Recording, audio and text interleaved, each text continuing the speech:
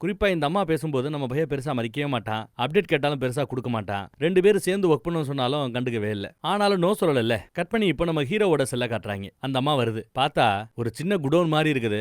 எல்லாத்தையும் அங்க தான் பண்ணிக்கணும். ஆயுதங்களும் அங்க தான் வைக்கணும். நேரங்காரம் இல்லாம வேலை பார்க்கறாங்க. எப்போ சான்ஸ் கிடைக்குமோ அப்ப தூங்கிக்க வேண்டியதான். அப்படிதான் நம்ம பையன் தூங்கிட்டு இருக்கான். ஏதோ கீழே விழுந்த பிறகு தான் முழிக்கிறாரு. ஈரான் நாட்டுல இருந்து ரீசெண்டா இந்த பக்கத்துல வந்தவங்க யாராவது தீவிரவாதிகளோட கனெக்ஷன் இருக்கிற ஆட்கள் யாராவது இருக்காங்களான்னு செக் பண்ணி பார்க்கும்போது ஒருத்தர் இருக்கிறான் போல. அவனுக்கு சொந்தமா ஒரு ஈரானியன் நம்பர் இருந்திருக்குது. அந்த நம்பர்ல இருந்து இந்தியால இருக்கிற ஏதோ ஒரு நம்பருக்கு அடிக்கடி கால்ஸ் வருவான். அந்த நம்பரை நோட் பண்ணிட்டு டீம் கிட்ட சொல்றாரு. அந்த நம்பரை இப்ப நம்ம ஆட்கள் ட்ராக் பண்ண ஆரம்பிக்கிறாங்க. அதே சமயம் அந்த ரா லேடி கிட்ட உனக்கு வேலை முக்கியமா இந்தியா முக்கியமா அப்படின்னு கேட்டா எதை முக்கியம்னு சொல்லுன்னு கேட்டா இந்த வேலையில இருக்கிற கஷ்ட நஷ்டம் என்ன, அந்த அம்மா வேற பிரெக்னண்டா இருக்கிறாங்க, அதை பத்தி எல்லாம் எடுத்து சொல்லிட்டு இருக்காங்க.